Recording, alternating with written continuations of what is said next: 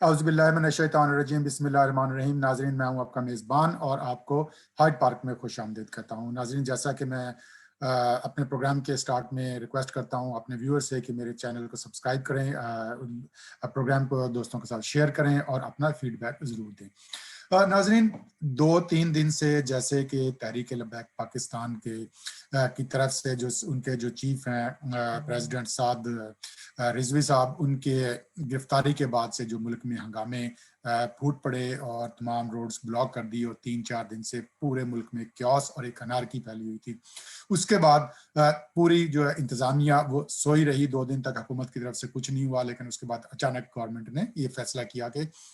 तहरीक लब्बैक पाकिस्तान पे एक extreme step लेते हुए उनको बैन कर दिया जाए।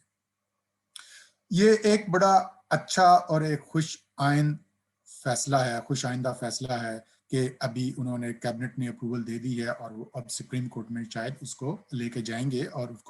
उसको करवाएंगे। लेकिन नाज़रीन, बात ये है कि क्या जो पाबंदी है का ये फैसला किया गया है, क्या इसकी वजह से जो मुल्क में मजहबी जुनूनियत फैली हुई है या जो एक एक्सट्रीमिज्म फैला हुआ है और मजहब के नाम पे 1 मिनट में जो हंगामा फैला जाता है, एक जो माइंडसेट डेवलप हो गया जो पिछले 30-40 साल में जो डेवलप किया है, क्या वो खत्म हो जाएगा? क्या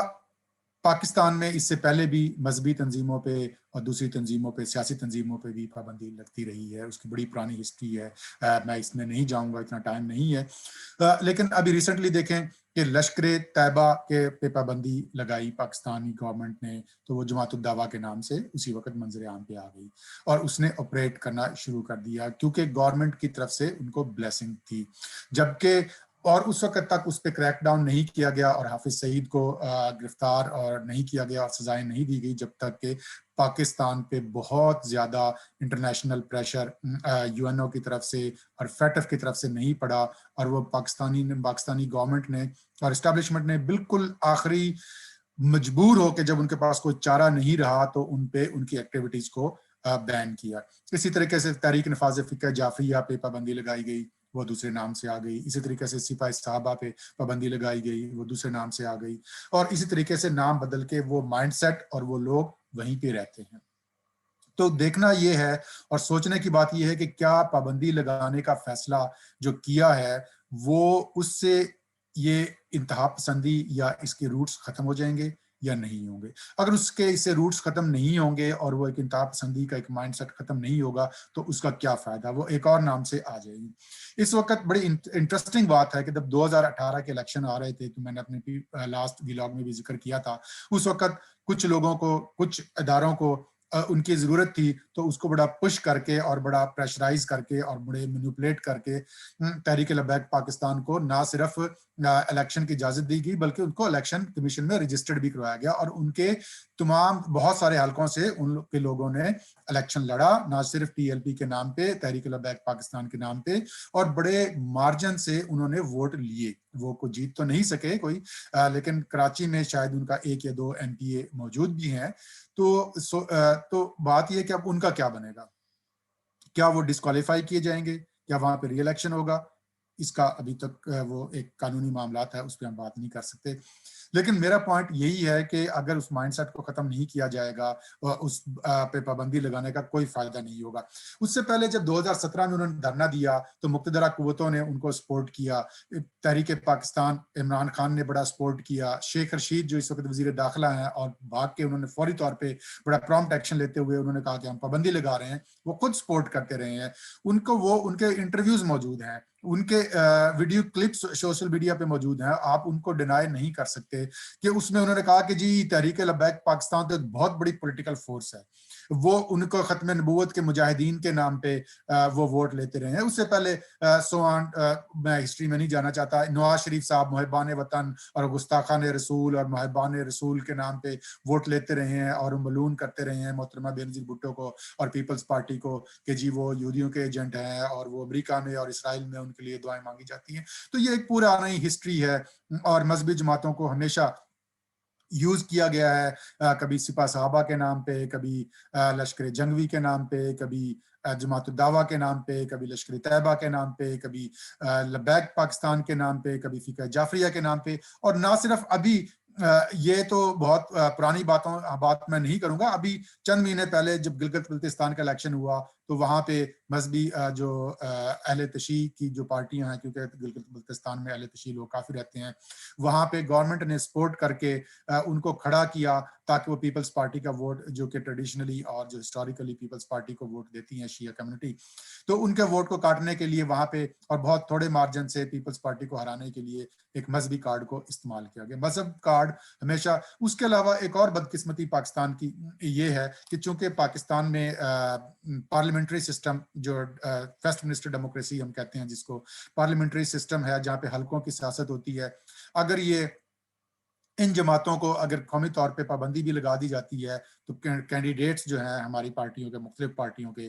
वो उनके जो जमातें हैं वहां पे अपने वोट लेने के लिए, इलेक्शन जीतने के लिए उनको वो लोकली तौर पे सपोर्ट करते हैं, उनको पैट्रोनाइज करते हैं। तो जब तक ये सूरत हाल खत्म नहीं होगी तो ये कैसे मुमकिन होगा। तो उसके अलावा जो हमारा निज़ाम तालीम है, जो मदरसे हैं, उनका में रिफॉर्म्स की जरूरत है। जब तक आप इस माइंड सेट को खत्म नहीं करेंगे, एक लिबरल डेमोक्रेसी की बात नहीं करेंगे, एक टॉलरेंस की बात नहीं करेंगे, जब तक आप अर्तुगरुल जैसे ड्रामे प्रमोट नहीं करना छोड़ेंगे पाकिस्तान में, उस वक्त तक जहाँ पे, तो ये एक नाखानदा मुल्क जिसमें अब पाकिस्तान में बदकिस्मती से शरह तालीम भी बहुत ज्यादा नहीं है, और अगर जो शरह तालीम भी है तो वो भी कोई जो तालीम, जो शरह तालीम है उसमें भी ये है कि हमने पढ़े लिखे जो एक बंदा दस्तखत अपना कर सकता है उसको भी उसमें खानदा में शामिल किया है। और उसके अलावा अगर टेक्निकल एजुकेशन, किसी को कंप्यूटर आता है या इंग्लिश आती है या अकाउंटिंग या एमबीए भी कर लेता है या डॉक्टर बन जाता है या इंजीनियर बन जाता है, तो वो टेक्निकल एजुकेशन है, वो उसका एक आपकी कैरेक्टर बिल्डिंग से कोई ताल्लुक नहीं है, जो कि हाई स्कूल लेवल तक पूरी दुनिया में राइज है कि आपकी एक अच्छा शहरी मुआशरे में बनाया जाता है। उसकी तरफ अगर जब तक तवज्जो नहीं देंगे, एक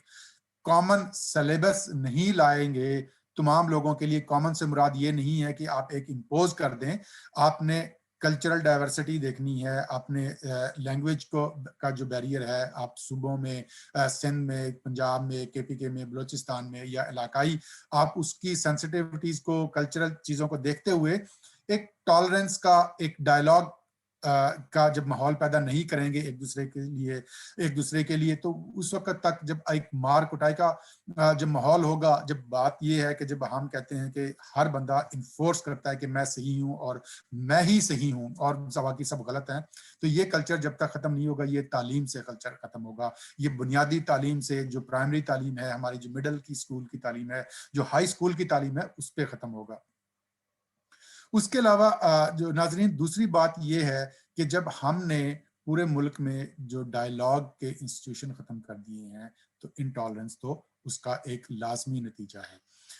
पाकिस्तान की यूनिवर्सिटीज में स्टूडेंट यूनियंस नहीं है, कोई वहाँ पे डिबेट सोसाइटी नहीं है, वहाँ पे कोई डायलॉग नहीं होता, इसी तरह ट्रेड यूनियंस नहीं है, लेबर यूनियंस नहीं है, उसके अलावा कोई इंस्टीट्यूशंस बिल्डिंग नहीं है जहाँ पे कोई थिंक टैंक हो, जहाँ पे डायलॉग हो। इवन असम्बली, जो हमारी मुंतखब असम्बलीज हैं, उनमें भी कोई डायलॉग नहीं होता, कोई पार्लियामेंट में कोई मैच्योर गुफ्तगू नहीं होती, स्वाय हुल्लड़बाजी के और नाराबाजी के। चूंकि प्राइम मिनिस्टर की तरफ से और गवर्नमेंट की तरफ से, ये गवर्नमेंट की जिम्मेदारी होती है कि वो लेके आए, असम्बली का सेशन कॉल करे और बड़ी डिबेट हो वहां पे, तो वो नहीं होती बदकिस्मती से।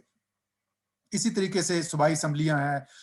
और उसके अलावा जो लोकल बॉडीज हैं वो तो हमेशा जो भी गवर्नमेंट आती है वो आते ही तोड़ देती है। तो डायलॉग का जब माहौल ही नहीं है, जब एक दूसरे की आप बात सुनने का कोई इंस्टीट्यूशन ही नहीं है, तो ट्रेनिंग कहाँ से होगी लोगों की। तो क्वेश्चन ये है कि हम लोगों पे ब्लेम डालना बहुत आसान होता है, तो जब इंस्टीट्यूशन ही बिल्ड नहीं किए गए तो उस वक्त तक, तो सबसे पहले हमें इस मसले का अगर हल चाहिए तो हमें स्टूडेंट्स यूनियन बहाल करनी चाहिए, डायलॉग का माहौल पैदा करना चाहिए, हमारा जो हाई स्कूल तक का जो सिलेबस है उसको मेजर रिवैम्प की ज़रूरत है, और मदरसों को रेगुलराइज करने की ज़रूरत है ताकि पता चले कि क्या हो रहा है। तो बड़ी अजीब सी बात लगती है कि इतनी बड़ी जो तंजीम पैदा हो गई, जो लोगों का एक माइंड सेट है, कोई सर्वेज है लोगों का, और लोगों को हमारी जो एजेंसीज हैं, जो इंटेलिजेंस एजेंसीज हैं, जो मुक़्तदरा क़ुव्वतें हैं, जो इस्टेब्लिशमेंट है, उनको पता नहीं चला कि कैसे मुमकिन है। آج ایک دم سے ان کو پابندی لگانے کے لیے چل پڑے، تو میرا خیال میں کہ جب تک کہ ایک آپ کی سوچ اوپر پہ تبدیل نہیں ہوگی اور اس کو پراپر طریقے سے ایک ریگولرائز نہیں کیا جائے گا، ان پابندیوں کا کوئی فائدہ نہیں ہوگا. وہ کسی اور نام سے کچھ اور طریقے سے آپریٹ کرنا شروع کر دیں گے. جب ہماری مقتدرہ قوتوں کو اور اسٹیبلشمنٹ کو اور جو سیاسی پارٹیوں کو جب ضرورت ہوتی ہے تو وہ خود آنکھیں بند کر لیتی ہیں. خدارا اس چیز سے نکلیے. اگر ملک کا فیوچر بچانا ہے، ملک کو ترقی دینی ہے اور ایک ٹالرنس کا ماحول پیدا کرنا ہے، تو یہ اوپر کی سوچ بدلنی پڑے گی. جب اوپر سے سوچ بدلے گی تو نیچے سے سوچ خود ہی بدل جائے گی. ناظرین، یہ تھا آج کا میرا ولاگ. آپ دوستوں کے ساتھ شیئر کریں، اپنے کامنٹ دیں اور میرے پروگرام کو، میرے چینل کو